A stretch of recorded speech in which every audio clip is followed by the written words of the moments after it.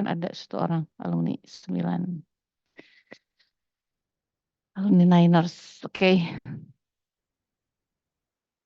Pertanyaannya ada yang mau ditanya? Cukup ya? Oke. Cukup, Bu. Baik. Cukup, Ibu. Nah, untuk belajar anatomi dan fisiologi kira-kira apa yang Anda bayangkan ketika Anda belajar anatomi dan fisiologi?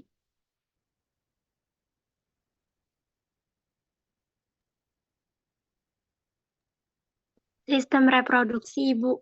Sistem reproduksi, apalagi? Yang belajar organ tubuh, Ibu. Organ Belajar tubuh. organ, Seperti belajar organ kan di SMA mungkin ya. Ini beragam ya, ada SMK atau SMA semua? Ada SMK? Bu. SMK. SMK juga belajar lagi ya?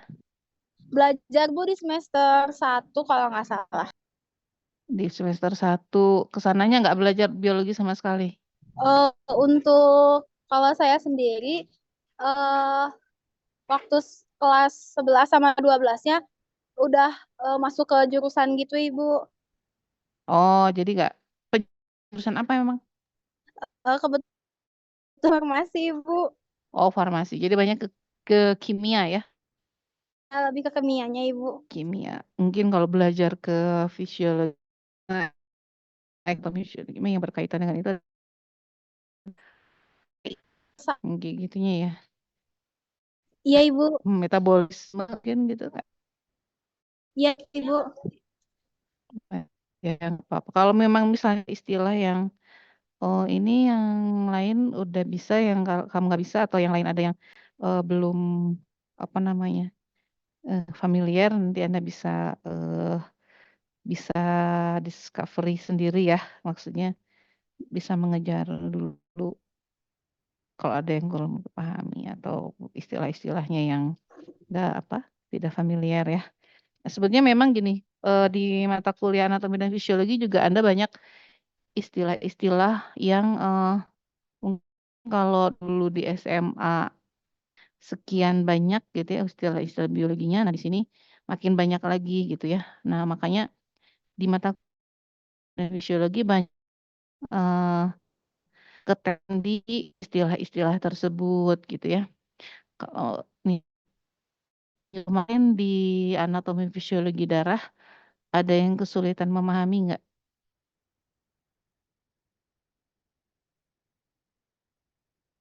Iya, Ibu.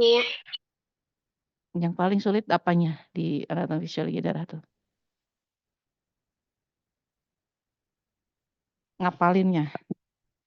Ngafalin bagian-bagian sama prosesnya sih, Bu. Karena kemarin tuh untuk di PP-nya Pak Willy hampir full Inggris semua untuk prosesnya. Wah, Jadi perlu penerjemahan lagi.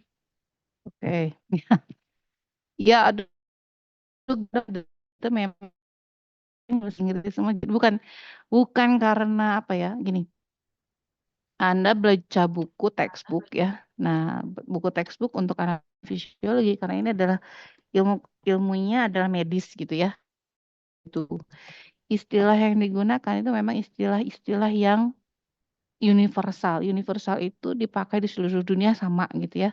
Dan bahasanya adalah kebanyakan adalah bahasa Latin. Nah, bahasa Latin ini kalau Anda belajar pakai textbook bahasa Indonesia itu di-Indonesiakan, dan ini yang salah, yang bikin orang jadi kurang jadi pada saat dia tuh udah mulai keteteran nih, karena istilahnya udah mulai pakai istilah universal, sedangkan waktu di SMA mungkin dulu belajarnya pakai bahasa yang di-Indonesiakan. Contoh misalnya jantung kalau dulu pakai serambi dan bilik, saya juga ingat waktu dulu belajarnya pakai serambi dan bilik gitu. Ternyata istilah yang digunakan pada saat pembelajaran eee, yang benar itu pakai istilah universal adalah pakainya atrium dan ventrikel. Contoh lain misalnya dulu pakai istilah nama tulang itu saya pelajarinya pakai tulang hasta, tulang pengumpil dan lain-lain. Ternyata yang harus saya pelajari tulang kering misalnya ya. Ternyata di dalam istilah anatomi dan fisiologi itu ternyata bahasanya bukan bahasa itu di textbooknya ya, tapi pakai fibia, tibula, terus pakai femur misalnya, pakai radius pakai ulna. Nah, ini kan jadi bikin Anda ngapalin lagi gitu ya.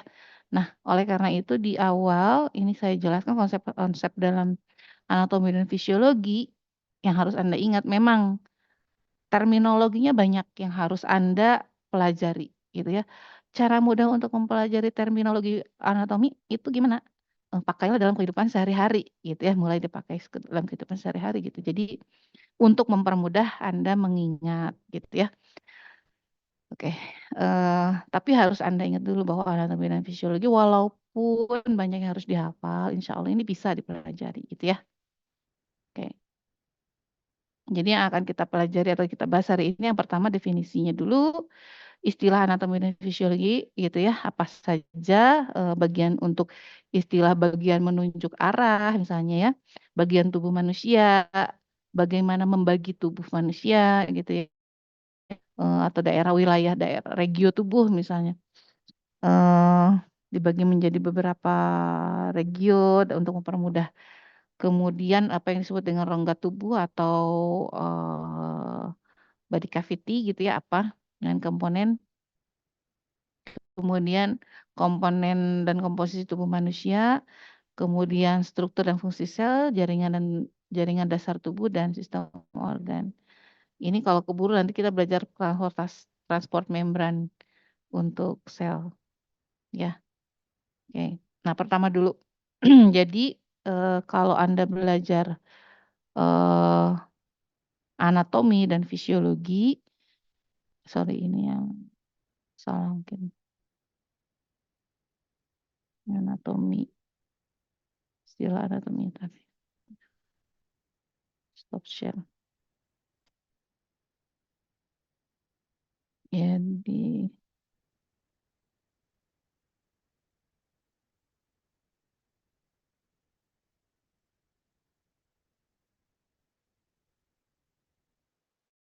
sebentar ya, salah buka.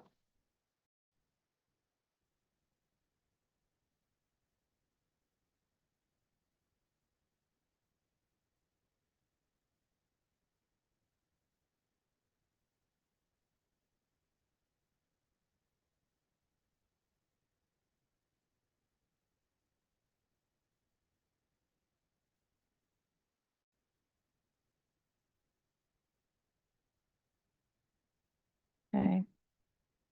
Oke, nah jadi kalau belajar anatomi dan fisiologi ya, kalau anatomi itu sendiri berasal dari dua suku kata katanya ya, dari kata ana dan tomi. Di sini ada anak namanya. Di kelas ini ada yang namanya anak. Gak ada. Nah, panggilan doang atau Tommy, ada Tommy? Gak ada juga. Alhamdulillah. Ya, nggak apa-apa. Jadi katanya ada dari dua suku kata, yang satu anak, yang satu Tommy gitu ya. Anatomi itu artinya apa? Anak itu ke atas up gitu ya. Dan Tommy itu artinya memotong. Jadi apapun yang berkaitan dengan potong memotong itu Tommy, kolostomi, tubektomi, ada Tommy-tominya gitu dalam istilah apa namanya, operasi itu ya. Tommy itu artinya memotong. Jadi Tommy itu adalah tukang potong ya, si Tommy itu ya. Tapi alhamdulillah nggak ada yang namanya Tommy kan di sini, bukan tukang mutilasi ya. Jadi kenapa dibilangnya anatomi ya, artinya up ke atas dan memotong ini karena katanya dulu ketika kita mempelajari tubuh manusia itu melibatkan potong memotong gitu ya. Jadi kalau dulu kita kan belajar tubuh manusianya ya dari tubuh manusia juga, dari jenazah yang sudah nggak dipakai, terus yang tidak diakui gitu ya, tidak dikenali, kemudian digunakan untuk mempelajari berbagai eh, organ-organ gitu dengan cara dipotong-potong. Nah, itulah artinya kenapa memotong itu disebutnya tomi, itu anatomi, makanya disebutnya anatomi dalam ilmunya gitu ya. Nah, yang dipelajari di anatomi adalah kita belajar strukturnya dulu kan ya. Kalau kemarin Anda belajar darah, berarti kan struktur darah tuh kayak gimana, sel darah merah tuh kayak gimana, sel darah putih, neutrofil, basofil, dan eosinofil itu kan bedanya apa gitu ya. Nah, itu yang namanya struktur. Nah, eh untuk mempelajari anatomi ini ada dua sub ilmu anatomi. Ada yang gross anatomi. Gross itu kalau yang kita pelajarinya itu kelihatan, misalnya mata, hidung, telinga, misalnya ya, usus, ini kan kelihatan, yang besar kelihatan. Tapi ada juga yang mikroskopis. Yang mikroskopis ini yang sitologi, histologi. Histologi itu sel dan histologi itu jaringan. Nah, ini harus melibatkan pengamatan menggunakan mikroskop, gitu ya. Kenapa kita harus pelajari keduanya antara anatomi dan fisiologi? Katanya kalau anatomi itu kita belajar struktur, nah struktur itu sama kayak geografinya gitu lah ya. Anda kalau belajar tempatnya di mana, apa namanya, apa daerah mana gitu ya, seperti apa lingkungannya gitu ya. Nah itu adalah geografi. Nah anatomi pun sama, strukturnya seperti apa, bagaimana apa namanya letaknya ada di mana, batasannya apa saja, dekat sama organ apa aja gitu ya, itu anatominya. Kalau fisiologinya kita belajar mekanismenya. Oleh karena itu anatomi dan fisiologi ini kayak cabang ilmu geografi dan sejarah katanya gitu ya. Kata Jean Vernel gitu ya, anatomi fisiologi as geography itu history gitu ya. Nah, kemudian introduction-nya untuk fisiologinya nih ya, untuk human body.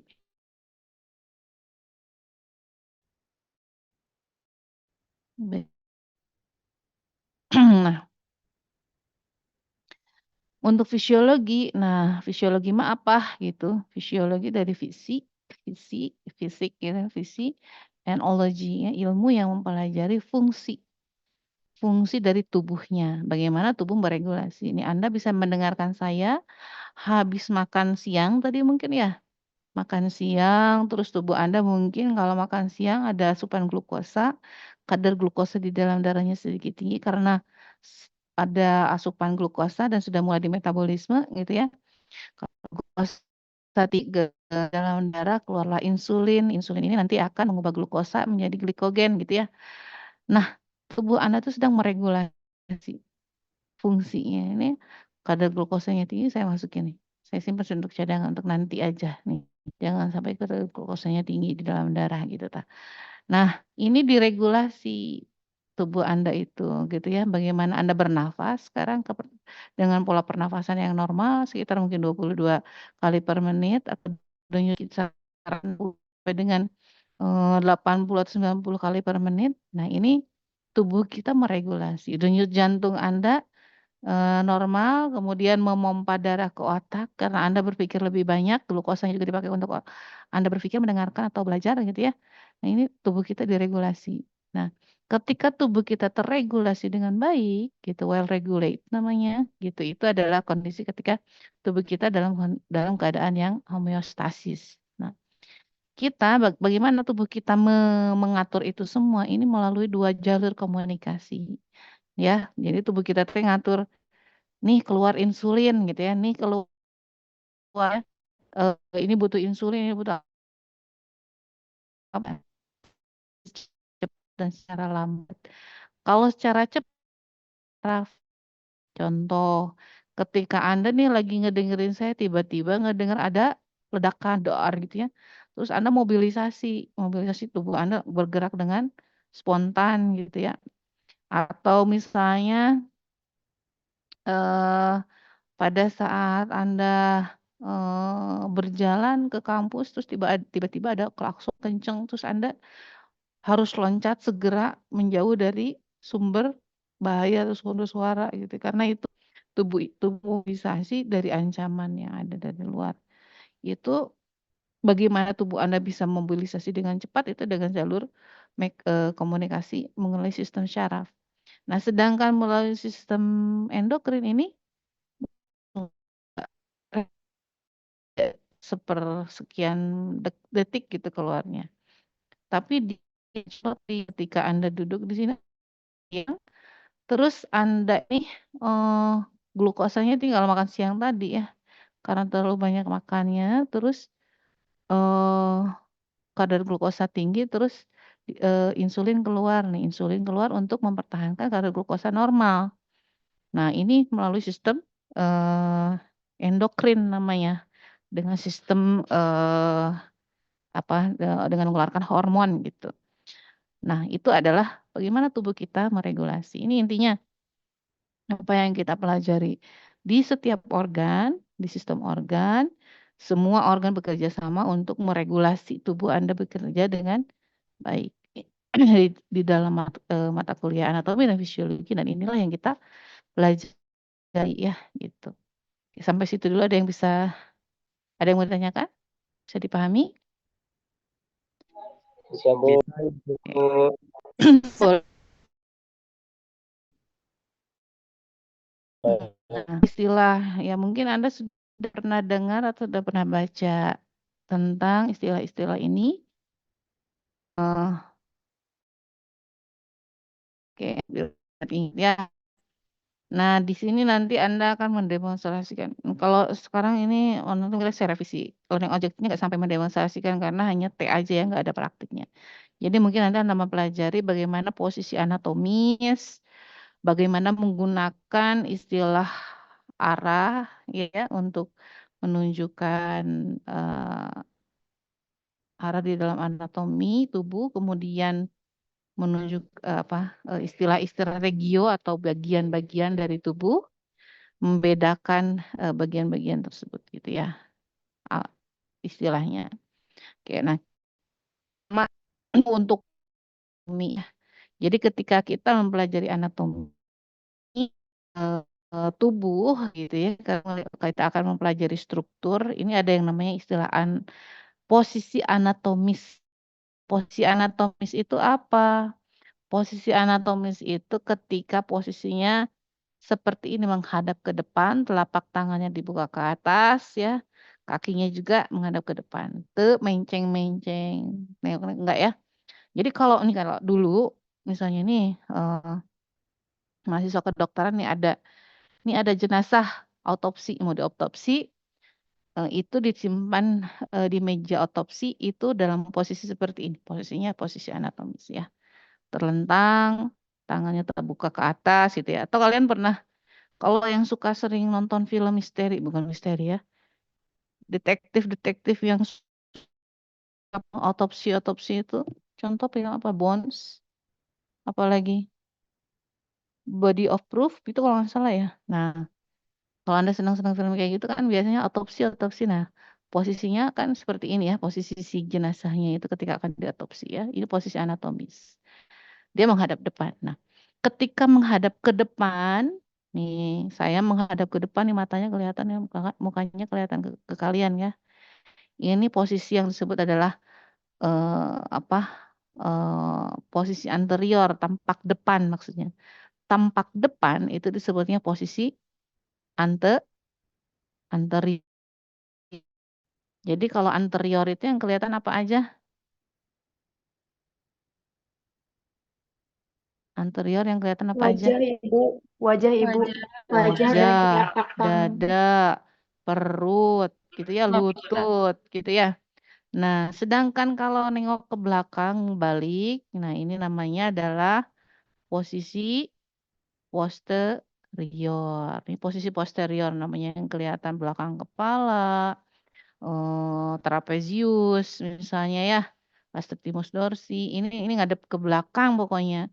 Siku yang kelihatannya punggung, pantat ya, betis. Ini adalah posisi posterior. Nah, ini gimana makanya sehari-hari ini kamu jalan ke arah. Coba kamu jalan ke arah anterior gitu ya. Ini biar untuk mempermudah Anda nanti mempelajari. Nah, kemudian ada namanya section atau penampang anatomi. Ini kalau misal atau bidang. Jadi ketika mempelajari anatomi kan tadi dibelah-belah gitu ya, ada potongan-potongan. Nah, ada beberapa tipe potongan atau bidang khayal yang membagi tubuh menjadi bagian-bagian tertentu gitu ya. Ada bidang khayal ini adalah bidang dua dimensi. Bidang dua dimensi ini kayak gini tipis gitu kan, atau hanya panjang kali lebar aja, tidak ada tingginya, tidak ada volumenya. Nah, ini adalah bidang anatomis, ada yang disebut bidang sagittal, ada yang disebut dengan bidang koronal, dan ada yang bidang transversal. Nah, kalau bidang sagital itu membagi tubuh menjadi kiri dan kanan di tengah seperti ini ya. Jadi tengahnya di arah kepala, hidung juga terbagi dua gitu, kiri dan kanan. Ini adalah bidang sagital namanya. Kemudian ada yang bidang koronal itu membagi menjadi depan dan belakang bagian tubuh. Ada juga bidang transversal. Kalau transversal itu membagi jadi bagian atas dan bagian bawah. Ini untuk mempelajari anatomi seperti ini. Nah, sebagai contoh, ini kan posisi otak kita nih, otak nih. Kalau otaknya kayak gini, berarti mata di mana sih mata? Kebayang nggak ini kalau otak kayak gini? Matanya sebelah mana? Mata hidung sebelah mana? Ini ya, depan ya, di sebelah sini ya. Nah, kalau kayak gitu, ini adalah potongan apa nih? Yang ini, yang pertama yang ini, yang sebelah kiri. Ini potongan apa namanya? Bidang apa? Penampang apa? Sagital, Ibu. Sagital. Kalau sagital membagi antara apa cenah tadi teh? Kanan dan kiri. Kanan Hmm? dan kiri, Ibu. Kiri kanan, Ibu. Sagital kanan dan kiri. Sagital membagi antara kanan dan kiri. Ya, kalau gitu ini yang dibagi apa? Ini jadi apa ini? Corona. Ini otak bagian Depan. apa? belakang, Depan dan Betul, belakang. depan. Kalau ini bagian depan dan ini bagian belakang, ini baginya apa? Penampang apa ini? Coronal. Koronal ya. Coronal.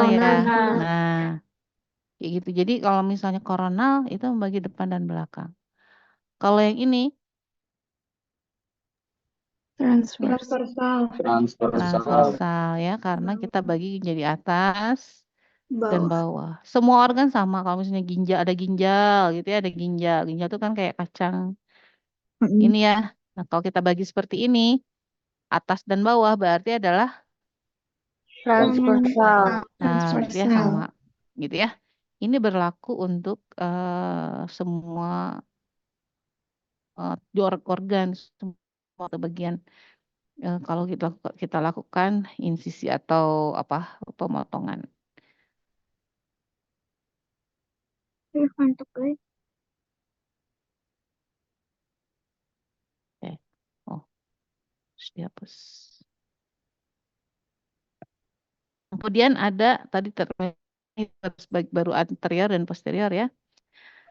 Nah, anterior tadi kan arah depan itu disebutnya anterior.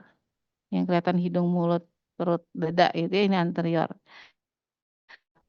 Istilah lain yang digunakan untuk menunjukkan arah depan itu adalah ventral. Jadi kalau ada yang pakai istilah ventral pun nggak masalah, boleh. Posterior itu dorsal. Ya, kamu ke belakang deh, gitu. Kamu ke belakang ke posterior, dorsal ke arah belakang, gitu ya. Dorong ke arah dorsal, dorong ke arah belakang, gitu ya. Ini namanya istilah untuk menunjukkan belakang, gitu ya. Nah, kemudian ini istilah-istilah ini bisa dipakai untuk menunjukkan arah relatif terhadap sesuatu, gitu ya. Nanti kita lihat seperti apa. Anterior, posterior. Jadi lawannya anterior adalah posterior, atau ventral lawannya adalah dorsal gitu ya. Ke arah atas atau ke arah kepala disebutnya kranial. Kenapa dibilang kranial? Karena di atas ada tulang kranium, ada tengkorak kranial ya. Ke arah bawah disebutnya adalah caudal. Jadi atas kranial, ke arah bawah itu disebutnya caudal. Ke arah atas kranial atau ke arah bawah. Atau kita bisa pakai istilah yang namanya superior. Superior itu lebih tinggi. Lebih tinggi, inferior itu lebih bawah. Tinggi itu misalnya ya namanya bahu itu superior dari apa? Pinggul gitu ya. Nah, contoh seperti itu. Kemudian ada istilah yang digunakan untuk menunjukkan apa? Arah yang lebih jauh. Arah yang lebih jauh itu disebutnya distal. Menjauh itu distal. Yang mendekat itu disebutnya proksimal. Ya, ada yang distal dan proksimal. Ini digunakan untuk sesuatu yang memiliki ujung atau pangkal. Dan, ada arah yang mendekati ke pusat tubuh atau inti tubuh atau tengah tubuh, garis tengah tubuh itu ada yang disebut medial kalau ke arah tengah tubuh dan ke arah luar menjauh itu disebutnya lateral. Nah, istilah-istilahnya ini untuk menunjukkan arah. Nah, bisa digunakan ini contoh nih ya. Anda tahu tulang trisep ya? Tulang trisep itu adanya di sini ya, belakang ya. Kalau bicep itu di depan. Jadi trisep terletak posterior dari otot bicep gitu ya. Ngerti nggak? Nah, patella nih. Patella itu tulang lutut yang nonjolnya.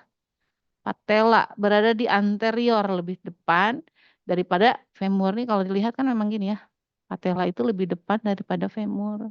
Ini femur dan tibia. Gitu ya. Sampai situ dulu paham? Untuk arah dan letak.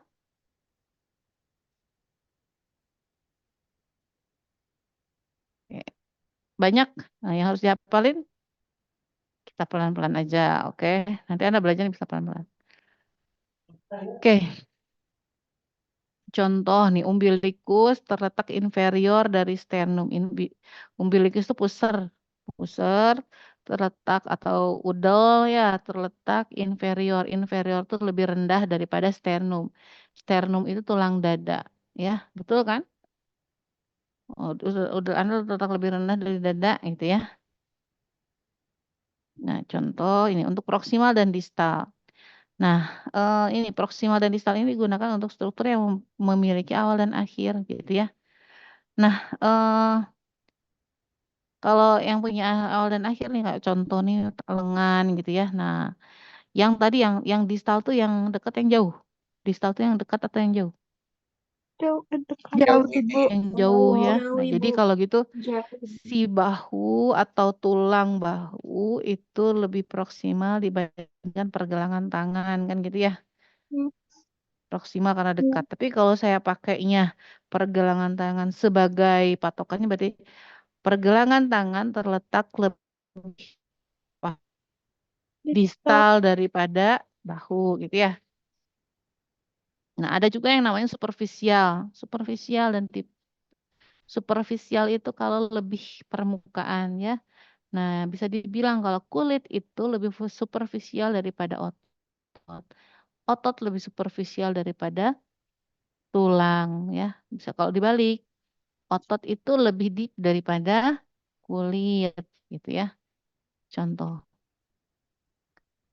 Tuh ketak. Nah, ini yang medial dan lateral. Jadi kalau medial dan lateral itu di sumbu tubuh di tengah ke arah luar itu lateral. Kalau gitu bahu pasti akan lebih lateral daripada tulang leher ya, karena jauh gitu ya. Ini contoh distal.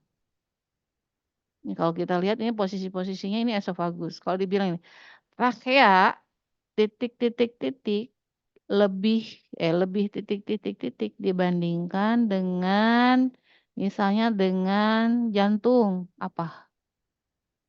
Proksimal. Trachea, ini kan trachea. Sorry, trachea nih. Trachea kan di sini ya tadi. Ini jantung. Kalau yang letaknya trachea yang lebih lebih atas dari jantung itu apa istilahnya? Superior. Superior. Bu. Trachea superior dari jantung gitu ya. Ya, bisa ya? Bisa dipahami? Bisa, Ibu. Bisa, Ibu. Bisa, Oke, Ibu. kita lanjut. Nah, ini sebagai latihan ya, nanti saya kasih aja di tugas biar nanti eh, sambil belajar mandiri ya. Oke. Nah, untuk pembagian regio atau bagian-bagian tubuh. Jadi kalau belajar anatomi dan fisiologi tubuh manusia itu bisa dibagi menjadi dua bagian besar katanya. Ada bagian apendikular. Apendikular itu anggota gerak yang membuat kita mobile, mobilisasi, dan dia bisa kemana-mana ya. Anggota apendikular itu terdiri dari anggota tubuh gerak. Anggota gerak tubuh itu apa? Tangan, kaki, tungkai atas, tungkai bawah, tangan dan kaki. Sedangkan aksial, aksial itu disebut-sebut aksis atau sumbu disebutnya. Sumbu. Kenapa? Karena dia tidak mobile, nggak ada tangan dan kaki ya, dia tetap aja di situ. Aksial ini mulai dari kepala, leher, kemudian batang tubuh, nih ya. Ini kan tetap nih kepala, leher, batang tubuh nih ya, batang tubuh nih. Segini ini adalah aksial. Coba apa sama kepala aksial. Kenapa nih tangan? Tangan semuanya nempel di aksis ini, di sumbu ini. Gitu ya. Nah, jadi kalau ya, apa anggota tubuh aksial itu apa aja? Kepala, leher, batang tubuh. Atau misalnya pelvis, bisa pelvis itu panggul. Ini masuk ke dalam batang tubuh. Gitu ya. Ya, anatomi fisiologi. Nah, kemudian tadi tubuh dibagi menjadi bagian besar aksis, ya aksial dan apendikular. Nah, ada yang mau ditanyain? Oke, kita lanjut ya. Nah, ada yang disebut dengan rongga tubuh. Namanya rongga, pasti ada ruangnya gitu ya. Nah, ada dua rongga tubuh yang penting, yaitu eh, rongga yang dorsal yang melindungi sistem saraf. Ini dorsal tuh ini di sistem saraf tuh apa aja? Ini ada otak, ya kranial, ya atau rongga kranium disebutnya, atau tengkorak mungkin ya, kranium lah, rongga kranium, dan kemudian ada ini batang vertebra, ya. Yang di sini ada isinya adalah atau disebutnya spine gitu ya. Sini ada yang ada sistem syaraf, ada apa namanya eh syaraf juga di sini nih di dalam sumsum tulangnya gitu ya. Ini yang menyebabkan ini menjadi bagian yang krusial ya, kepala yang melindungi otak, dan ini bagian dari sistem saraf pusat ya, si spine ini dan otak. Kemudian ada rongga tubuh, rongga perut, sorry. Rongga perut itu ada nih yang namanya rongga perut dari mulai toraks bagian dada gitu ya, atau rongga toraks dan ini, dan ada rongga abdomen. Nah, abdomen itu ada yang bilang kalau rongga pelvis masuk ke dalam anggota abdomen boleh. Ada yang bilang ini harus bisa, berarti ada 3, ada rongga toraks, ada rongga abdomen, sama ada rongga pelvis. Ya, bedanya apa ya di sini adalah ada di pelvis ini adalah sistem reproduksi yang ada di situ. Nah, ini rongga toraks, yang ini rongga abdomen ya. Jadi ada 2 rongga penting di dalam tubuh.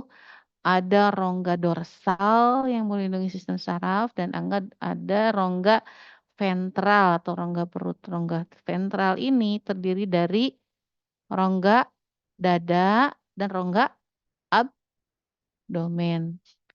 Sampai situ bisa dipahami? Bisa, Bu. Bisa, Ibu. Oke, ini untuk istilah rongga. Oke.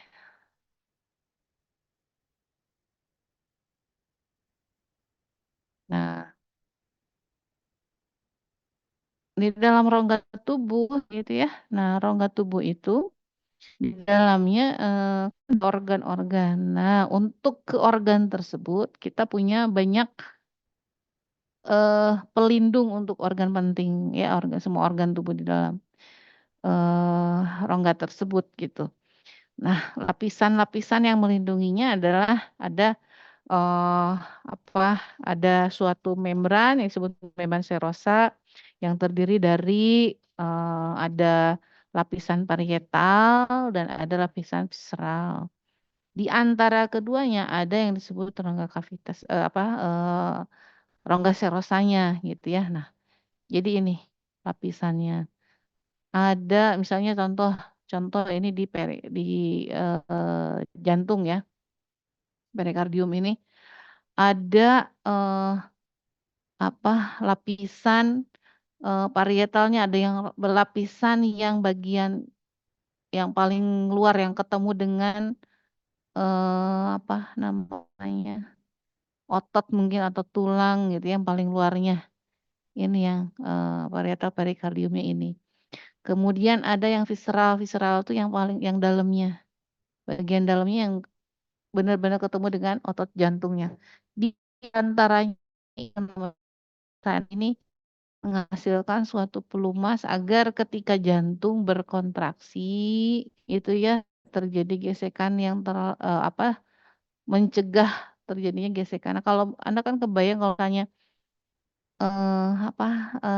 terjadi gesekan terus-menerus gitu ya, itu bisanya menyebabkan laserasi atau luka pada atau lecet gitu ya pada organ tubuh ya. Kalau kulit aja misalnya terlalu banyak ada gesekan secara langsung, misalnya pada permukaan yang kasar atau misalnya ya permukaan apapun gitu ya. Nah, terus-menerus misalnya bisa menyebabkan banyak friksi atau gesekan. Gesekan tersebut bisa menyebabkan terjadinya luka.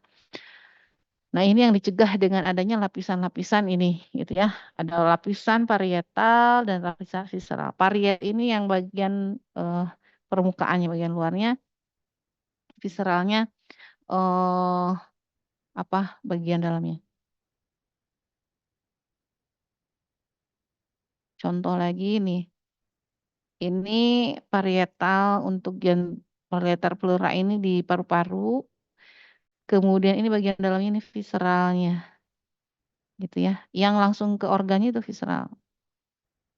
Bagian tengah ini ada yang namanya rongga serosa tadi menghasilkan pelumas gitu ya. Nah, disebutnya pleural cavity. Dan ini beda-beda ya setiap organ gitu.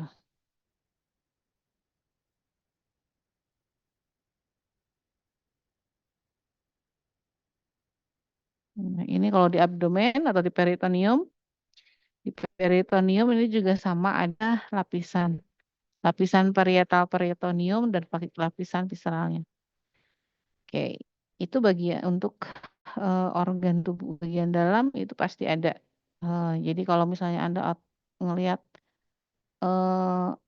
orang diotopsi, orang dilakukan pemeriksaan abdomen pada saat operasi itu kayak banyak cairan-cairan apa ya gitu, kayak yang lengket-lengket gitu ya. Sebetulnya cairan-cairan tersebut dihasilkan oleh sel-sel yang ada di membran serosa. Tujuannya untuk menjadi pelumas itu tadi.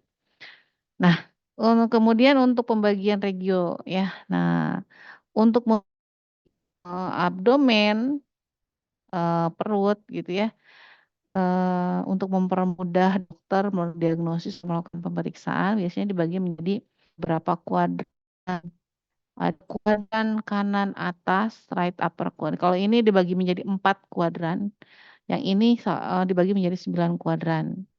Ya, dokter kadang pakai yang 4 kuadran, kadang yang pakai 9 kuadran nggak masalah sebetulnya. Karena untuk menunjuknya kalau mau lebih spesifik yang kuadran kalau orangnya nyeri perut bagian atas sebelah kanan baru kita cuma bisa menduga ini ada organ liver di sini gitu ya, kemudian ada empedu dan ada sedikit atau sebagian dari usus dan sebagian dari gastrik gitu ya, dari lambung. Jadi kita cuma bisa menduga ini ada masalah di diagram kalau di kuadran kanan atas ini. Tapi kalau misalnya pakai yang 9 kuadran ini lebih spesifik kan, karena dia dibagi menjadi 9 kuadran. Nih di kuadran right hypochondriac region ini yang atas gitu right hypochondriac region ini tidak ada usus. Jadi kamu kalau misalnya dokter bilang right hypochondriac region nyerinya sebelah sana kemungkinannya lebih sempit dibandingkan dengan memakai yang 4 kuadran. Jadi ini Kalau right hypochondriac region ini cuma ada hepar aja atau liver aja gitu ya dengan sedikit batu empedu. Jadi tidak kita bisa menyingkirkan kemungkinan penyebabnya dari mana, dari lambung udah nggak mungkin dari usus gitu ya. Nah, ini sebagai contoh ketika kita membagi regio ya. Ada yang kalau yang 4 kuadran ini right upper, ada yang left kuadran, right left upper dan left lower kuadran dan right lower kuadran. Kalau yang ini pakai istilah-istilah right hypochondriac region, yang ini epigastric region, ada left hypochondriac region, yang bagian tengahnya itu disebut dengan umbilical region, right lumbar region dan left lumbar region. Ini lumbar ini karena mengambil istilah lumbar dari tulang belakang ya. Oke. Kemudian right iliacal region sama left iliacal region. Ini untuk pembagian yang 9 dan ini yang 4. Nah, kalau dilihat nih organ mana aja tadi ya. Tadi kan udah bisa kita lihat ya tadi di sebelah kanan atas itu ada hepar atau liver, ada empedu atau gallbladder, ada ginjal kanan ya, walaupun agak belakang. Kemudian ada sebagian kecil dari lambung dan sebagian dari usus besar. Nah, ini kalau pakai 4 kuadran, kita bagi menjadi 4. Nih, kalau palpasi dokter tuh biasanya 4 region itu. Di kiri, kanan atas, kiri atas nyeri tekan ada atau enggak gitu ya. Kanan bawah terus di bawah ya. Nah, sembarangan mencet-mencet doang kan dokter juga ya. Nah, kemudian ada istilah untuk gerakan tertentu. Istilah yang digunakan di dalam anatomi untuk gerakan tertentu itu ada yang namanya fleksi dan ekstensi. Fleksi itu kalau sudutnya dikurangi fleksi. Ekstensi itu kalau dilebarkan, diluaskan sudutnya ya. Ada juga abduksi dan adduksi. Ingatnya gimana? Ed itu kan memasukkan ya. Nah, ed itu mendekatkan atau mendekati. Abd itu menjauh. Enggak yang menjauhi dan mendekati. Kalau tadi fleksi dan ekstensi. Kemudian rotasi, rotasi internal, rotasi medial, medial dan lateral. Tadi kan medial itu ke tengah, itu rotasi medial itu ke arah tengah tubuh. Rotasi lateral itu menjauh dari tubuh gitu ya. Itu sesuai dengan yang tadi namanya. Nah, ini untuk gerakan tangan. Ada yang pronasi dan ada yang supinasi. Kalau Anda minta uang ke mama Anda gitu ya, tangannya namprak kalur itu supinasi. Ya, masuk. Nah,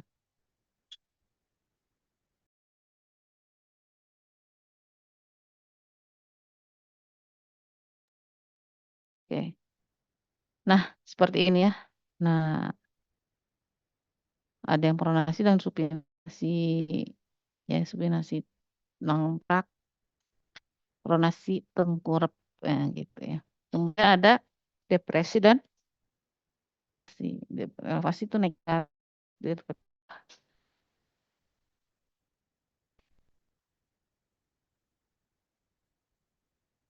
Ada juga fleksi dan plantar fleksi. Kalau udah ngomongin plantar ya berarti udah spesifik ke arah kaki ya.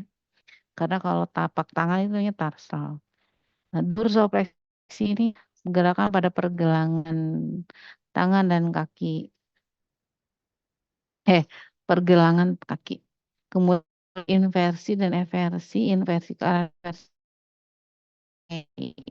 Sampai situ dulu ada yang mau ditanyakan?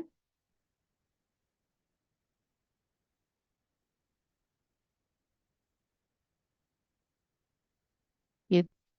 Ada yang kurang jelas, terlalu cepat? Harus pelan-pelan ngapalinnya mah ya. Jelas, Bu.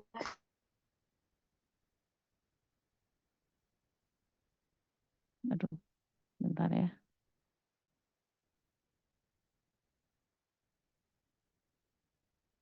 Oke. Oh, ya emang enggak. Nah, segitu. Nah, ini struktur tubuh manusia. Anda belajar ya, unit terkecil dari manusia yang berfungsi itu adalah disebut dengan Atom. Sel, Ibu. sel. Walaupun di dalam sel itu terdiri dari organel-organel, di situ ada atom-atom gitu ya. Tapi yang disebut dengan unit fungsional karena dia sudah mulai berfungsi gitu ya. Dan disebut sebagai satu unit itu adalah sel ya. Oke. Nah, sel ini kalau misalnya bergabung ya eh, menjadi suatu jaringan ya. Contohnya dia adalah sel otot polos. Misalnya. Sel otot polos akan bergabung nantinya menjadi suatu jaringan otot polos. Satu jaringan otot polos ini dapat dia menjadi eh, membentuk suatu organ bersama dengan jaringan-jaringan lain ya. Nggak cuma jaringan otot polosnya aja, tapi di sini ada jaringan ikatnya, ya, ada jaringan epitelnya gitu ya. Eh dia akan membentuk satu organ yang disebut dengan organ kandung kemih atau vesika urinaria atau urinary bladder disebutnya ya. Jadi udah ada kumpulan jaringan yang lain, tidak cuma jaringan otot polosnya aja. Nah, jaringan-jaringan yang berbeda membentuk suatu organ. Nah, organ-organ yang berbeda, nih contoh urinary bladder itu sebagai penyimpan urin, ada ureter untuk yang apa mentransfer eh, urin dari ginjalnya ke uret apa ke urinary bladder atau ke vesika urinaria, dia akan membentuk satu sistem ya. Sistemnya adalah perkemihan ya. Sistem perkemihan ya nggak bisa berdiri sendiri. Dia harus bekerja sama atau mempertahankan atau mengerjakan fungsinya bersama dengan organ lain, dengan sistem organ yang lain baru bisa membentuk suatu organ. SMA udah ketika manusia hidup gitu ya di bumi ini kita melakukan fungsi-fungsi untuk hidup, fungsi of human life. Ini yang pertama adalah fungsi organisasi. Fungsi organisasi itu kayak gimana nih? Di dalam tubuh kita misalnya ada yang namanya cairan-cairan tubuh. Cairan tubuh kita tuh ada di mana aja? Ada interstisial, ada intraseluler di dalam sitoplasma, ada di ekstraseluler, intras ekstrasel, Pak. Misalnya itu di dalam sel, ekstrasel itu di luar sel. Nah, yang di luar sel ini ada di dalam pembuluh darah atau interstisial. Nah, semua cairan tubuh di dalam tubuh Anda ini kan nggak bercampur baur kan, nggak tiba-tiba plasma darah keluar misalnya ya dari tubuh Anda gitu ya. Kalau dalam kondisi normal nggak ada yang seperti itu. Semua berada di dalam tempatnya gitu ya. Nah, secara teratur selnya ketika Anda udah dewasa tidak ada yang mengalami pembelahan secara tiba-tiba atau pembelahan terus-menerus gitu ya. Kalau kondisi normal, ini ada organisasinya. Tubuh Anda itu mengorganisir semua tersebut gitu ya. Jadi tidak ada yang lalu lalang misalnya jadi UDM kalau kalau ada kebocoran, kalau ada masalah yang menyebabkan cairan dari pembuluh darah Anda sampai keluar, artinya ada hal yang nggak normal nih, misalnya pada orang yang dengan gangguan ginjal, karena tidak ada yang mempertahankan hal tersebut misalnya. Ini baru ada yang mengalami yang namanya disease atau penyakit gitu ya. Nah, ketika normal mah enggak, plasma darah mah tetap beda di situ. Nah, inilah fungsi organisasi dari tubuh manusia. Kemudian ada responsiveness fungsi tubuh. Responsiveness itu kayak gimana? Responsiveness itu ketika Anda duduk di sini sama saya ngedengerin terus otaknya kerja terus glukosanya berkurang nanti ada otak kamu lapar. Dia ngasih lah tanda bahwa glukosa darah turun terus Anda diberi sinyal lapar terus Anda nyari makanan misalnya. Atau ketika Anda duduk ngedengerin saya di luar cuacanya panas ataupun dingin, misalnya tubuh Anda kemudian akan menyesuaikan terhadap perubahan suhu tersebut itu namanya responsiveness ya. Jadi Anda berespon terhadap eh, rangsangan apapun yang di luar di luar tubuh gitu ya. Nah, manusia juga tumbuh berkembang dan bereproduksi ya, ini menjalankan fungsi tumbuh berkembang dan bereproduksi. Ya, kalau ada yang rusak sel-sel Anda, kemudian Anda mengalami yang namanya diferensiasi, ya kan. Membelah lagi, divisi, kemudian dia berdiferensiasi untuk membentuk sel-sel baru, itu termasuk ke dalam growth juga. Kemudian bereproduksi, ya manusia harus bereproduksi. Jadi kalau misalnya karena apa kan, Anda juga kita semua dikasih organ reproduksi untuk mempertahankan eksistensi gitu ya. Nah kalau misalnya kayak nih kasusnya di Jepang kalau terlalu banyak kampanye untuk tidak menikah gitu yang menyebabkan terjadinya eh pertumbuhan manusianya atau fertility rate-nya mendekati 0 atau 0 malah ya, tidak ada lagi penerus nantinya gitu ya. Nah, kalau di Jepang pada nggak mau nikah atau di negara lain di Eropa gitu ya, pada nggak mau nikah. Jadi nggak ada lagi ini orang bangsanya udah kehilangan nanti. Ada generasi yang miss-nya nggak ada hilang. Kemudian movement itu pergerakan. Pergerakan tuh bukan cuma nih Anda gerak nyari air, minum, ambil minum, terus bergerak Anda dari kampus ke rumah, dari rumah ke kampus. Tapi di dalam tubuh kita juga ada pergerakan ya. Ketika Anda mengalami injury, misalnya Anda tuh habis jalan jauh atau hiking gitu ya. Gitu ya. Mengalami yang namanya cedera sedikit-sedikit. Nah, ketika otot mengalami cedera, kemudian tubuh Anda memobilisasi sel satelit namanya dalam otot untuk menutupi cedera tersebut ya. Sel satelitnya di mana nih ya, yang ada injurinya di otot sebelah mana. Nah, kemudian dia mulai berproliferasi di situ untuk membentuk sel otot yang baru gitu untuk menutupi kerusakan tersebut. Itu selnya udah bergerak. Atau ketika ada inflamasi, kalau ada luka atau ada infeksi apapun, bakteri masuk dari mana, arah mana gitu ya. Kemudian tubuh kita memobilisasi sel imun untuk mendekati sumber benda asing tersebut dan untuk dibunuh misalnya. Nah, itu adalah pergerakan sel di dalam tubuh ya. Jadi movement itu tidak hanya movement gerak Anda dari physically gitu ya. Kemudian metabolisme nih. Nah, fungsi metabolisme ketika Anda tadi ya habis makan, terus Anda harus mencerna makanan, kemudian membutuhkan insulin di situ. Membentuk glukosanya diubah menjadi glikogen melalui proses anabolisme pembentukan protein gitu ya, glikogen. Nah, itu disebut dengan proses metabolisme ya. Anda juga menggunakan energi ketika Anda bernafas saat ini atau melihat, mendengarkan kuliah gitu ya, itu juga menggunakan energi. Ini ada proses metabolisme, pemecahan sumber energi yang digunakan misalnya untuk berpikir seperti hari ini gitu ya, proses katabolisme. Ya, jadi kalau metabolisme itu ada dua jenis eh, reaksi yang secara umum gitu ya, yaitu adalah anabolisme dan katabolisme. Nah, oke. Ini adalah kebutuhan dasar dari manusia hidup ya. Manusia hidup di dunia ini hanya butuh 4 ini loh sudah bisa bertahan hidup di bumi. Ya kalau mau nyari kebutuhan di luar negeri kita di luar negeri, di luar planet bumi kita harus nyari ini yang bisa memenuhi 4 ini aja. Kita udah bisa hidup di planet tersebut ya. Kalau ada oksigen gitu ya. Kemudian oksigen itu kenapa kalau manusia tanpa oksigen aja hanya bisa bertahan kurang lebih 3 menit. Kalau orang yang sudah terlatih mungkin ada yang bisa melatih dirinya sendiri sampai dengan 10 menit.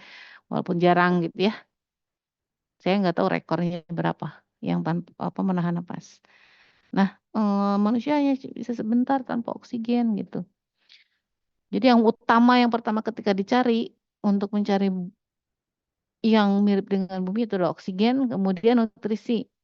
Nutrisi yang bagi dasar untuk manusia itu ada zat pembangun, zat penghasil energi, dan zat pengatur ya, ada protein, karbohidrat, kemudian mineral. Nah, ada lagi air. Nah, air juga termasuk bagian nutrisi yang paling penting. Karena manusia setelah tidak bisa hidup tanpa udara, oksigen, dia juga tidak bisa hidup tanpa air.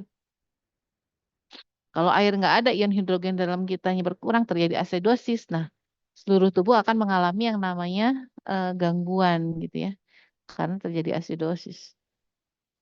Kemudian narrow range of temperature. Jadi manusia juga tidak bisa hidup rentang suhu yang sangat ekstrim gitu ya. Manusia itu hanya 36 sampai dengan 30 derajat Celcius. 37,8 aja kita dikasih suhu 38 derajat Celcius kan udah kerasa demam, meriang, ya nggak bisa ngapa-ngapain, duduk aja, tidur. Itu dia dikasih suhu segitu aja nih. Jadi manusia itu hanya tolerir 1 derajat sampai dengan 1,5 derajat. Kalau misalnya 30 di luarnya berapa? Di luar suhu ruang 34 aja udah geger ya. Apalagi kalau kalau di apa namanya? eh, kalau di Merkurius, kalau deket sama matahari ya nggak bisa juga manusia hidup ya di situ. Terlalu jauh juga nggak bisa kalau misalnya ya cukup deh manusia teh. Kemudian narrow range of atmospheric pressure, tekanan atmosfernya harus ini juga tidak rentangnya juga tipis juga, enggak rentang jauh gitu untuk apa yang dibutuhkannya adalah tekanan atmosfer. Kalau misalnya tekanan atmosfernya terlalu tinggi itu juga nggak bisa mengalami per untuk apa pernafasannya, untuk mengambil oksigennya sulit juga. Oke, sampai situ ada yang dipahami, ada yang punya kan? Bisa dipahami ya? Bisa gitu ya, Bu. Oke. Kita ke homeostasis ya. Nah, tadi homeostasis itu adalah kondisi yang gimana? Tubuh kita, kondisi homeostasis itu kalau tubuh kita Bu. well regulate gitu ya. Bang, Bu. Oke, diregulasi dengan baik dalam kondisi seimbang, setimbang gitu ya. Normal. Nah, tapi katakan di maintain dalam kondisi yang konstan atau seimbang ini tidak berarti dia flat gitu ya. Karena tubuh kita akan tadi merespon setiap perubahan yang ada di luar tubuh gitu ya. Suhu tubuh dingin kita akan tetap mempertahankan suhu tubuh yang normal 36 sampai dengan 37 derajat. Tahankan tersebut di dalamnya beberapa komponen, ada reseptor ya, ada pusat kontrol dan ada efektor. Reseptor tuh ada di mana ya? Reseptor di mana-mana sebetulnya nih. Bisa aja kalau Anda kurang minum, reseptornya ada di mana? Nih, ada di ginjal gitu ya, kekurangan. Atau di baroreseptor dulu karena kekurangan plasma cairan. Kemudian kalau misalnya di kulit, misalnya untuk merasakan suhu dari luar nih. Ketika ini suhu di luar terasa dingin, dia akan menyampaikan pesan ke pusat kontrol suhu yang adanya di hipotalamus di termoregulator gitu ya. Nah, nanti si pusat suhu tubuh yang ada di otak gitu ya, yang hipotalamus ini akan memerintahkan siapa? Memerintahkan beberapa organ untuk mempertahankan panas. Contohnya di otot. Jadi kalau misalnya Anda kabulusan, dingin, itu kan si ototnya ngaderek gitu ya, shivering namanya. Itu adalah upaya agar suhunya Anda tetap gitu ya. Karena dengan kontraksi itu menghasilkan ATP dan ATP ini menghasilkan panas. Ketika menghasilkan ATP juga dia menghasilkan panas itu yang diharapkan ya.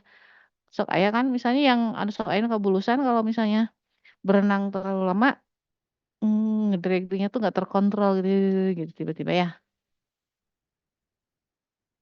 Itu adalah upaya tubuh untuk mempertahankan suhu. Jadi di dalam homeostasis itu ada 3 komponen. Komponen apa aja? Ya, coba bisa diulang. Ada reseptor, control center, sama efektor Ibu. Ya, siap. Betul ya.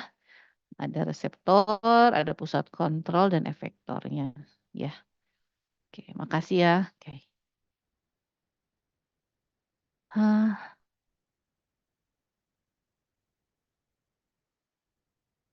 oke. Eh, salah.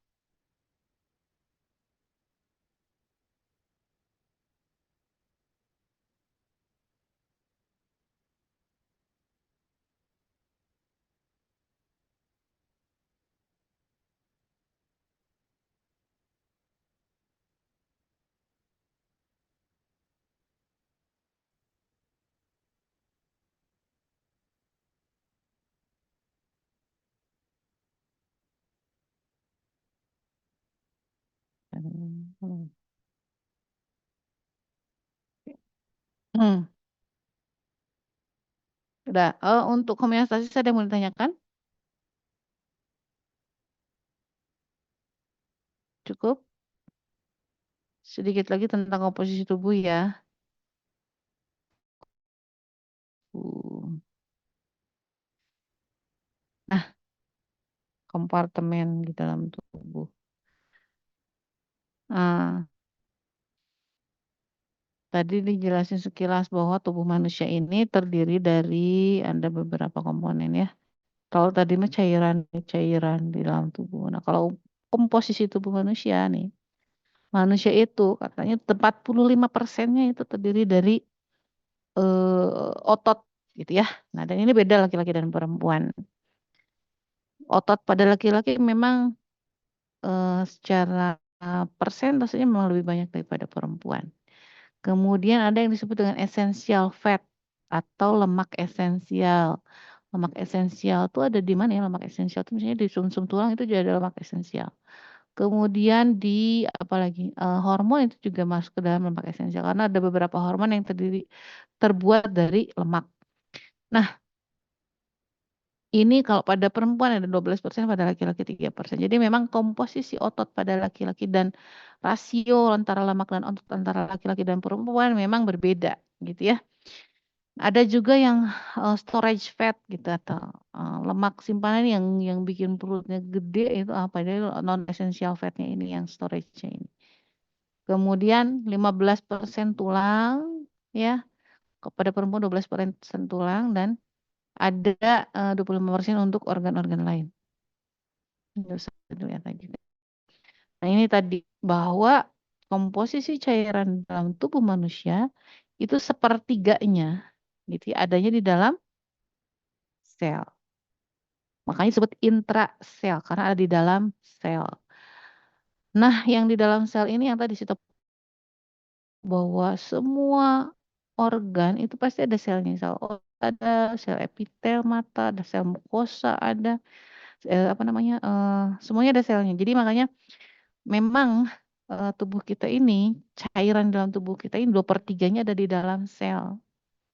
Gitu ya. Nah, seperti ada di ekstrasel. Ekstrasel seperti yang sudah dijelaskan ada dua, ada yang di dalam pembuluh darah atau di plasma darah yang disebut dengan plasma dan ada yang di interstisial. Interstisial itu ada di antaranya. Jadi kalau misalnya ada yang udim itu airnya ada di mana sih? Ada yang bengkak ya, bengkak kaki. Itu udim itu adanya di mana? Air cairannya ada di interstisial. Itu ada yang di interstisial. Harusnya ada di mana? Harusnya ada di plasma mungkin. Nah, memang ketika keluar dari kapiler ya si plasma itu untuk ngirimin oksigen atau Hb gitu ya. Itu kemungkinan ada pengeluaran cair plasmanya yang ikut keluar tuh ada. Dan tubuh punya sistem untuk mengembalikan itu melalui sistem limfatik. Gitu ya, limfatik itu mengembalikan cairan-cairan yang keluar. Nah, ketika ada obstruksi atau masalah di limfanya ini yang jadi masalah, makanya bisa jadi bengkak gitu ya. Atau kelebihan, misalnya memang eksesif pengeluaran plasmanya. Kenapa? Karena tekanan onkotik di dalam darahnya tidak ada yang mempertahankan. Misalnya ada gangguan karena albuminnya bocor keluar. Nah, albumin ini kan mempertahankan cairan berada di dalam plasma plasma darah misalnya. Makanya air keluar bocor atau tersisipkan di interstisial. Nah, komposisi tubuh ini komposisi tubuh itu adalah persentase berat tubuh dari jaringan lemak dan jaringan lemak. Kalau Anda sebagai ahli nutrisi ya biasanya ini yang di apa namanya yang mungkin nanti akan dipelajari lebih banyak gitu ya. Komposisi tubuh ada yang free fat mass atau apa namanya posisi tubuh yang bebas dari massa lemak gitu ya. Contohnya air tuh nggak ada lemaknya kan. Oseus tuh tulang itu nggak ada lemaknya. Kemudian mineral-mineral dalam sel, protein, glikogen itu free fat, nggak ada lemaknya. Ada yang ada lemaknya atau fat atau lemak. Lemak ini terdiri dari ada di organ, di otak sedikit ada gitu ya. Kemudian di cerebrospinal ada gitu ya, di sumsum tulang itu ada gitu ya. Ada juga kalau yang di visceral itu yang di bawah permukaan kulit ya, yang disebut dengan lapisan subkutan, ini disebut dengan cadangan lemak ya. Jadi komposisi tubuh itu ada yang free fat mass yang bebas lemak dan ada yang terdiri dari lemak gitu. Jadi kalau total body fat lemak tubuh total itu terdiri dari lemak yang esensial dan simpanan dari lemak ya. Ya ini tadi si lemak esensial ini penting. Ada di organ-organ utama, ada di otot, ada di CNS atau di cerebrospinalis, ada di apa sumsum tulang. Kalau dan ini proporsinya ini sekitar 3 sampai dengan 5% dari total berat tubuh. Kalau pada perempuan itu 8 sampai 12% dari total berat tubuh.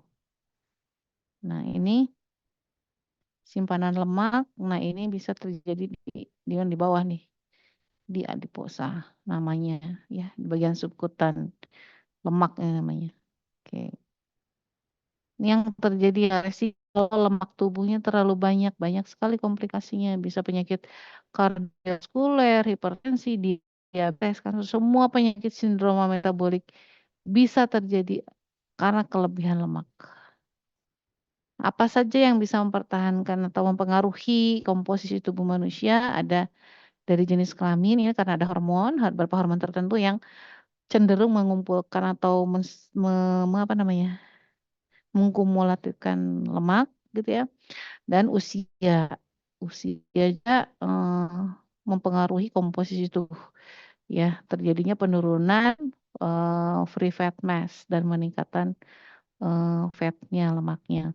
Yang kemudian di luar itu ada nutrisi dan aktivitas fisik juga yang mempengaruhi komposisi tubuh manusia. Oke, ada yang mau ditanyakan dulu? Tidak, saya Bu izin bertanya. Iya, Pak Dila. Sebelumnya izin memperkenalkan Ibu, saya Padilla Abdul Syukur dari Prodi D3 Gizi. Ibu maaf sebelumnya jika pertanyaan saya melenceng dari materi Ibu. Iya, mangga. Kemarin kan saya cerita sedikit, saya itu kesleo ya Ibu. Dan pada saat kesleo, kaki saya itu terjadi pembengkakan di bagian ankle Ibu. Nah, saya izin bertanya Ibu, apakah keadaan tersebut memang betul terjadinya salah tempatnya urat Ibu? Atau ada kondisi lain yang terjadi Ibu? Sebelumnya terima kasih Ibu sudah. Cedera ya berarti ya? Iya Ibu, betul. Oke. Terima kasih Ibu. Oke, kalau cedera berarti di dalam misalnya ini olahraga terus ada cedera gitu ya. Ketika ada cedera itu otot mungkin di bagian dalam ototnya ada yang robek kah, misalnya tendonnya ada yang robek kah, atau misalnya sendinya ada yang bergeser kah gitu ya. Itu memicu yang namanya kondisi yang disebut inflamasi. Inflamasi ini sebetulnya apa ya? Reaksi tubuh gitu ya. Ketika tadi ada cedera tadi. Untuk apa sih ada inflamasi gitu ya? Inflamasi ini terjadi karena ada faktor-faktor sel-sel tubuh ya, terutama sel imun gitu yang menyebabkan terjadinya inflamasi. Tujuannya apa sebenarnya? Nanti ketika setelah terjadi inflamasi, sel-sel ini nanti akan memicu regenerasi gitu ya. Intinya seperti itu. Nah, di dalam inflamasi ini ada beberapa tanda ya. Tandanya itu ada kemerahan ya, rasa panas, kemudian kolor, rubor, dolor, sama tumor ya. Ada tumor itu adalah pembengkakan. Nah, ini jadi pembengkakan yang terjadi ketika Anda cedera itu karena ada proses inflamasi. Ketika sudah misalnya udah tubuh nih dalam proses penyembuhan, nanti juga dia akan mengempes sendiri si inflamasinya tidak. Kalau inflamasinya sudah selesai itu nggak akan lagi bengkak gitu ya. Kalau sudah terjadi regenerasi gitu. Jadi kalau ada cedera mah biasanya karena inflamasi aja. Kalau di kalau keselio diurut ya, tapi di ronsen dulu nggak atau udah yakin keselio aja, tidak ada yang retak dan lain-lain. Baik, terima kasih Ibu sudah menjawab. Sami. Jadi sebaiknya kalau misalnya ini ada olahraga, kalau biasanya cowok ya, cowok mah kan olahraga misalnya ya. Terus apalagi naik motor jatuh misalnya ya. Terus keseleo. Kalau untuk urut mengurut itu memang satu memang benar ya bisa mengurangi. Kalau cederanya itu ada di tendon atau di otot. Tapi kalau di tulang misalnya ada curiga retak ya lebih baik di ini dulu di apa namanya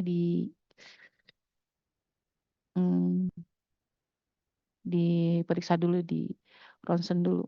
Nah, cuma gini, biasanya ketika Anda cedera itu respon pertama ini harus diurut biar sembuh gitu ya. Benar nggak? Iya, Kalau Anda cedera itu ya. Betul, Ibu, betul. kan kayak gitu. Padahal sebetulnya kalau tidak ada dislokasi sendi, nah yang penting tuh kalau dislokasi sendi memang harus direposisi itu segera. Tapi kalau bukan dislokasi sendi gitu ya, nah misalnya ya tadi ada cedera pada tendon misalnya ya, atau pada otot itu harusnya satu ada namanya ada caranya kalau di apa namanya orang fisiologi olahraga itu rise gitu ya, diistirahatkan dulu gitu ya, tidak jangan dulu dipakai, dielevasikan, diberikan kompres dingin. Itu yang pertama. Kalau orang kan responnya yang pertama, aduh cepet segera diurut gitu. Padahal kalau cedera olahraga, kalau orang sport medicine taunya apa harus apa menyarankannya itu rise dulu, terus kemudian diangkat dulu kakinya atau area cederanya, kemudian dikompres dingin, jadi nggak langsung diurut dulu gitu maksudnya. Jadi nanti kalau kalian olahraga kayak gitu, mengurangi. Ada lagi yang mau ditanyakan? Karena itu pas lagi inflamasi ya, inflamasi terus diurut. Pas lagi inflamasi diurut, udah tambah nyeri, tambah bengkak.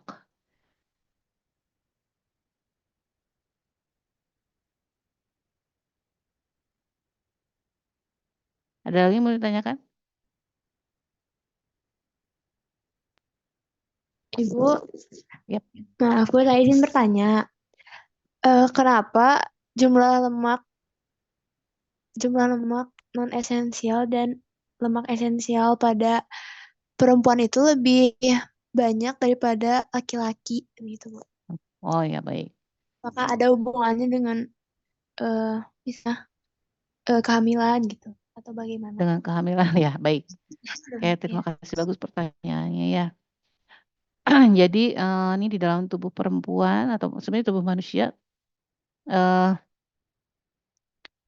ya pada perempuan terutama ya bedanya dengan laki-laki itu kita punya yang namanya hormon hormon reproduksinya gitu ya, hormon reproduksi pada manusia, pada wanita ini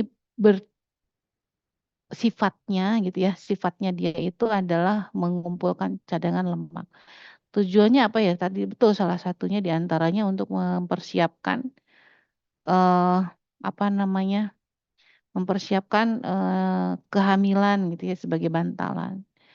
Kemudian apa lagi?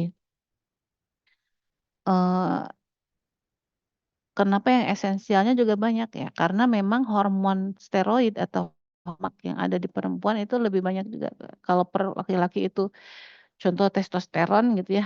Nah, perempuan itu ada estrogen ya, ini terbuat dari lemak juga.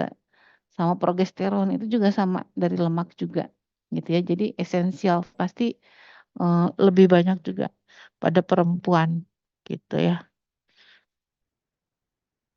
Baik, terima Hmm, kasih Ibu. kayak gitu. Ya. Kayak ada lagi yang mau ditanyakan. Jadi kalau misalnya ini orang kalau misalnya ada yang gemuk nih ya obesitas misalnya ya, dokter tuh pasti nanya gimana aktivitasnya selain makan ya maksudnya. Makan juga pasti ditanya. Kemudian eh, yang cadangan lemak apa namanya terlalu banyak misalnya cadangan lemak terlalu banyak itu ya kelihatannya dari BMI memang dari berat badan gitu ya. Apakah ada ketidakseimbangan hormon? Nah, biasanya dokter suka memperkirakan hal tersebut. Makanya terapi atau misalnya untuk menyeimbangkan apa mengembalikan seimbangan hormon biasanya disuruh olahraga, menjaga diet karena dua-duanya saling berkaitan, dua-duanya saling berhubungan gitu. Berat badan berlebih atau lemak yang berlebih nanti akan mempengaruhi hormonal gitu ya. Nah, ketidakseimbangan hormonal juga mempengaruhi nanti ke berat badan. Dan